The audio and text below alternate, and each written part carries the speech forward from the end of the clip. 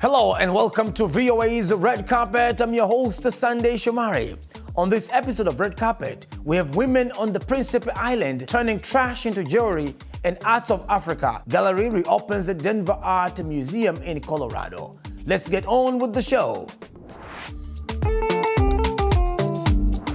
Let's start the show with some highlights of the latest entertainment news around the world. In music news, Tina Turner, the American-born singer who left a hardscrabble farming community and abusive relationship to become one of the top recording artists of all time, died last week at the age of 83. She died peacefully after a long illness in her home in Kuschnat near Zurich, Switzerland, according to her representative. Well-wishers gathered outside the lakeside home of Tina Turner to pay tribute to the music legend who had made Switzerland her home for nearly 3 decades. Flowers and cards lay outside the house in the picturesque town of Kuschnat on the shore of Lake Zurich, where Turner died. Turner moved to Switzerland with a longtime partner, Erin Bach, in 1995. In 2013, shortly after marrying Bach, she became a Swiss national and gave up her US citizenship. Now to fashion. Women on Principe Island have discovered luxury in trash. They have created a cooperative that turns glass bottles into jewelry. Here's more. Annabella and Zinha were once unemployed. Today, they are implementing a project to transform glass bottles into jewelry and employ at least half a dozen people. It is a cooperative of waste valorization. The first step was a training course in Ghana sponsored by the HBD Group, a South African multimillionaire company with tourism investments on the Principe Island. E assim depois vai ao forno. Viemos com técnica do Ghana, mas começamos a... We take to the oven. We already have our brand. This is a white bottle necklace with yellow and blue pigment. This earring was made with beer bottle with a yellow pigment. This is our brand, the Principe brand. Não tem nada a ver com peça de Ghana, é nossa marca, marca Príncipe. Turning trash into money is what these women and their collaborators are dedicated to here at this Roca de Porto Real, an autonomous region of Principe. After we take the beads out of the oven, we wash, dry, polish, measure, and glue.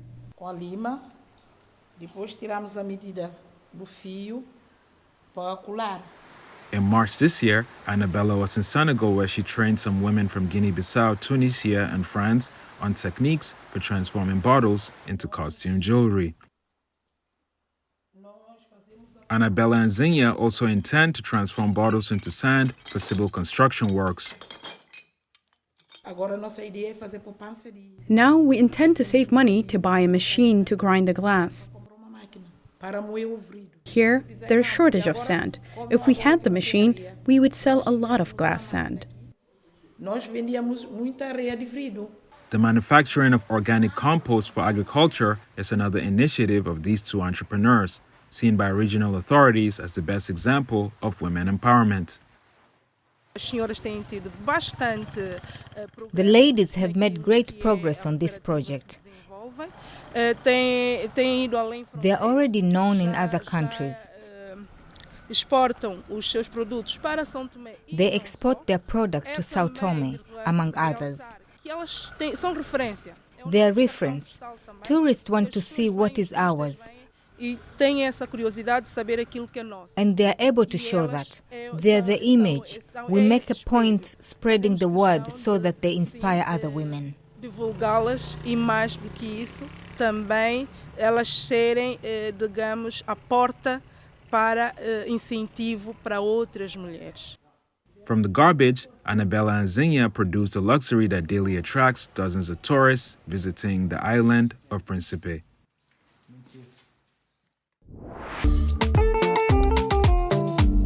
Let's take a look at some art news. Art from across Africa is on display in a newly renovated gallery at the Denver Art Museum in the US state of Colorado. VOA's Scott Stearns shows us what is on display, and let's take a look.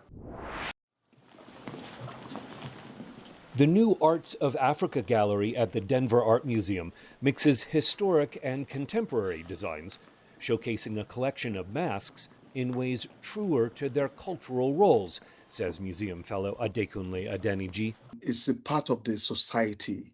It's a functional object which sometimes has like historical and spiritual and undertones. So there's the old regalia, the masquerade, then there's the performance, the music, and it's a whole lot going on. So that the audience can have a feel of what the whole scenario is like. The gallery recently reopened after renovation. Brightening its new look is a painting by Nigerian artist Moyo Ogundipe. The message behind that work is deep into talking about the spirituality of the Yoruba culture and the Yoruba religion, and trying to depict them in ancient forms, but in using the contemporary relevance. Adeniji says organizers are looking for interesting vibes in the gallery, which plays contemporary Afrobeat music in the background. Scott Stearns, VOA News, Denver.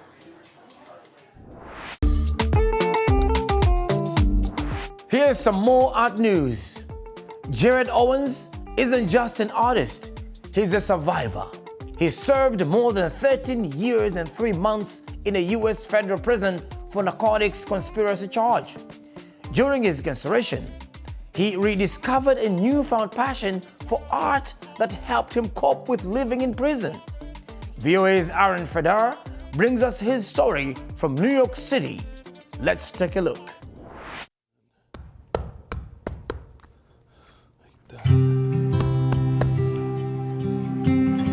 My name is Jared Scott Owens. I'm a visual artist. My practice is still developing. I'm incorporating found object. I have a background in ceramics and assemblage and some installation art.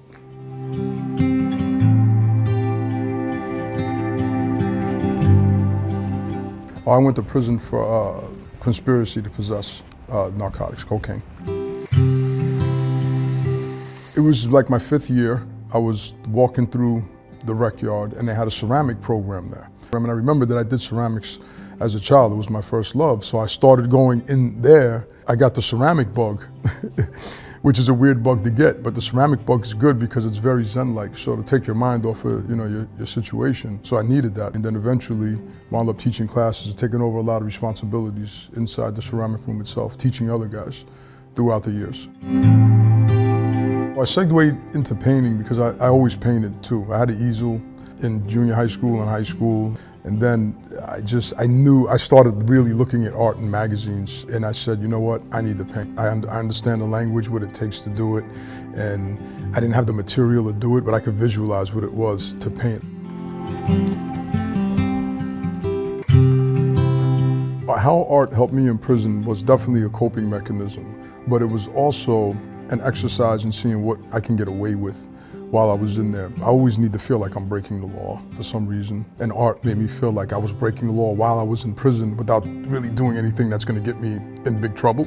Even making pieces inside, anything that was made to me was valuable because it was creativity in a place that was supposed to oppress you. That was the thing that kept me going, was the challenge to say, hey, I'm going to make it through this part of my life, and I'm going to get home and I'm going to have a practice. I studied like a lot what paints are made out of, the materials, what the masters painted with, what they had, what they didn't have, the first cadmiums when they were on a canvas, like who's the first one to do that? Like I was interested in all that, and that kept me going.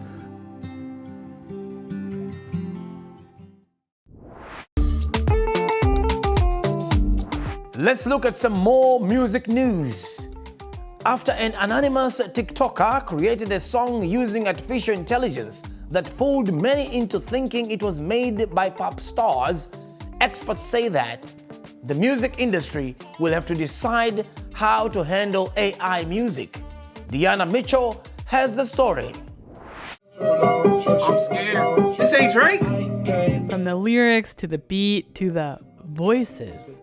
A song posted by anonymous TikToker Ghostwriter977 sounded just like megastar musicians Drake and The Weeknd. Heart on My Sleeve, made with artificial intelligence, impressed fans, but had some in the music industry crying foul, and experts say it's not that hard to do. You know, once a computer has a sort of understanding of the patterns that underlie voice in general, you don't need necessarily a lot of data from The Weeknd to generate, you know, sounds that sound like him. Universal Music Group, which represents both artists, released a statement emphasizing the need to protect artists' music. Experts say experiments like this with AI are just the beginning. The toothpaste is not going back in the tube. We have to learn how to best live with it. Fiebring says the music industry will have to decide how to fight or use AI. Do they decide that it's the best way to make money is to start churning out AI songs that don't have much human involvement? But the musician Grimes launched an AI voice software, allowing others to create music with her voice, as long as they split the royalties 50%. Dina Mitchell for VOA News.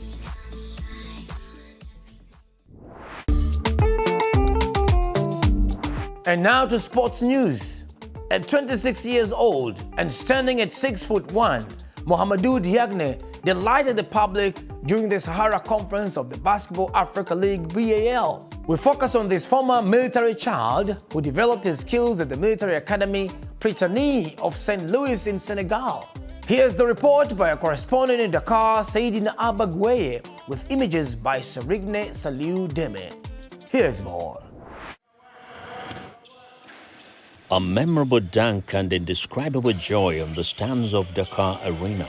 This is how Mohamedou Diagne ended in apotheosis, a tournament that he had started discreetly before gaining momentum over the matches. A consecration for him. It was exceptional. After the game, I thought it was a normal dunk, but when I got on social media, I saw that everyone was sharing this, especially influencers like Abanostres. I said to myself that it is the action of the match. It is the spark which will light my candle, my star. To reach this hour of glory, Mohamedou Diagne followed his passion for basketball. Coming from the prestigious Brittany Military School in St. Louis, this former child of the troops learned the discipline of basketball and the values that allow him to hold on to the highest level. I entered basketball in 2008 with Coach Madiang at the Brittany Militaire. Arrived in 6th grade. It was he who took us under his wing to train us. We played with him until 2015 when we won the Intermilitary School Tournament. What the Brittany brought me in terms of basketball is team spirit, because at the Brittany, they say that when someone is messing up, everyone pays. And here in basketball, the team is a single entity, and it is this entity that counts. Not the person in particular, but the team. After his baccalaureate at the Brittany Militaire, a sabbatical year, then 4 seasons at the legendary Jeanne d'Arc Club, Diagne joined AS Douanes at the start of the 2023 season. In no time, he managed to do well and make an impression at the BAL Sahara Conference. Mohamedou Diagne hopes to write a new page in his career and hopefully open the doors to the NBA. While waiting to realize his dream, the point guard of AS Douanes will have to dominate the rackets of the Kigali Arena to confirm the great promises seen in Dakar during the Sahara Conference of the BAL. For Seydina Abagweye in Dakar, Senegal, I'm Vincent McCory, VOA News. Thanks for watching VOA's Red Carpet. I'm your host, Sunday Shamari. For more on entertainment news, check us out on www.voaafrica.com or on Facebook, Instagram, and YouTube. Don't forget to like, share, and subscribe. Until next time, goodbye, everyone.